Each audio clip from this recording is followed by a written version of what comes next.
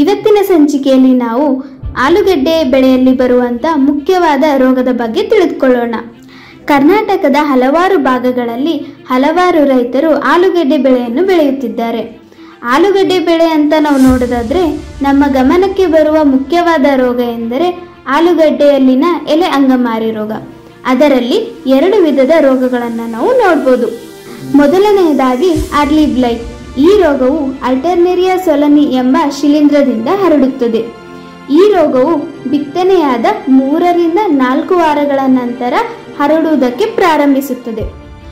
ಇದರ ರೋಗ ಲಕ್ಷಣಗಳು ನೋಡೋದಾದ್ರೆ ಮೊದಲನೆಯದಾಗಿ ವೃತ್ತಾಕಾರದ ಕಡು ಕಂದು ಬಣ್ಣದ ಮಚ್ಚೆಗಳನ್ನು ನಾವು ಎಲೆಗಳ ಮೇಲೆ ಕಾಣುತ್ತೇವೆ. ತದನಂತರ ಹೀಗೆ ಮಚ್ಚೆಗಳು ಎಲೆಯ ಮಧ್ಯಭಾಗದಿಂದ ತುತ್ತ ತುದಿಯವರೆಗೂ ಕಾಣಿಸಿಕೊಳ್ಳುತ್ತದೆ. ಇದರ ಲಕ್ಷಣಗಳು ಎಲೆಗಳ ಮೇಲೆ ಅಲ್ಲದೆ ಕಾಂಡದ ಮೇಲೆ ಕೂಡ ಕಂಡುಬರುತ್ತದೆ. ಈ ರೋಗವು ರಾಸಾಯನಿಕವಾಗಿ ನಾವು ಯಾವ ರೀತಿ ನಿರ್ವಹಣೆ ಮಾಡಬೇಕೆಂದರೆ ಮೊದಲನೆಯದಾಗಿ ಮ್ಯಾಂಕೋಜೆಬ್ 2 ಗ್ರಾಂ ಪ್ರತಿ ಲೀಟರ್ ನೀರಿಗೆ ಬೆರೆಸಿ ಸಿಂಪಡಣೆ ಮಾಡಬೇಕು. ಕವಚ್ 2 ಗ್ರಾಂ ಪ್ರತಿ ಲೀಟರ್ ನೀರಿಗೆ ಬೆರೆಸಿ ಸಿಂಪಡಣೆ ಮಾಡಬೇಕು.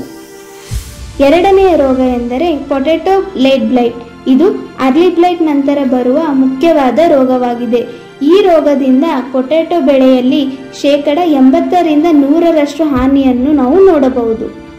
ಈ ರೋಗದ ಲಕ್ಷಣವು ಮೊದಲನೆಯದಾಗಿ ನೋಡೋದಾದ್ರೆ ಎಲೆಗಳ ಮೇಲೆ ತೆಳುವಾದ ಹಸಿರು ಬಣ್ಣದ ಮಚ್ಚೆಗಳಾಗಿ ಕಾಣಿಸಿಕೊಳ್ಳುತ್ತವೆ.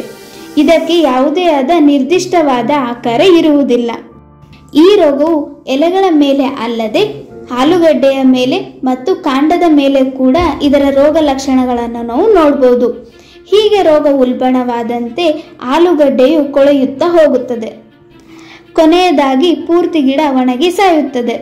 ಇದನ್ನು ನಾವು ರಾಸಾಯನಿಕವಾಗಿ ಹೇಗೆ ನಿರ್ವಹಣೆ ಮಾಡಬೇಕಂದ್ರೆ ಮೊದಲನೆಯದಾಗಿ ಕವಚ್ 2 ಗ್ರಾಂ ಪ್ರತಿ ಲೀಟರ್ ನೀರಿಗೆ ಅಥವಾ ಫೋಲಿಯೋಗೋಲ್ಡ್ 2 ml ಪ್ರತಿ ಲೀಟರ್ ನೀರಿಗೆ ಅಥವಾ ಕವಚ್ ಫ್ಲೋ 400 ml ಪ್ರತಿ ಎಕರೆಗೆ, ಅಕ್ರೋಬೆಟ್ 1.5 ಗ್ರಾಂ ಪ್ರತಿ ಲೀಟರ್ ನೀರಿಗೆ ಅಥವಾ ಕೋಸೆಲ್ 600 ಗ್ರಾಂ ಪ್ರತಿ ಎಕರೆಗೆ ನೀರಿನಲ್ಲಿ ಬೆರೆಸಿ ಸಿಂಪಡಣೆ ಮಾಡಬೇಕು. ಈ ವಿಡಿಯೋದಲ್ಲಿ ಮೆನ್ಷನ್ ಮಾಡಿರುವಂಥ ಎಲ್ಲ ಪ್ರಾಡಕ್ಟ್ಗಳು ನಮ್ಮ ಅಗ್ರಿಫ್ಲಿಕ್ಸ್ ಇಂಡಿಯಾ ವೆಬ್ಸೈಟಲ್ಲಿ ದೊರೆಯುತ್ತದೆ. ಈ ಕೂಡಲೇ ಸಂಪರ್ಕಿಸಿ. ಧನ್ಯವಾದಗಳು.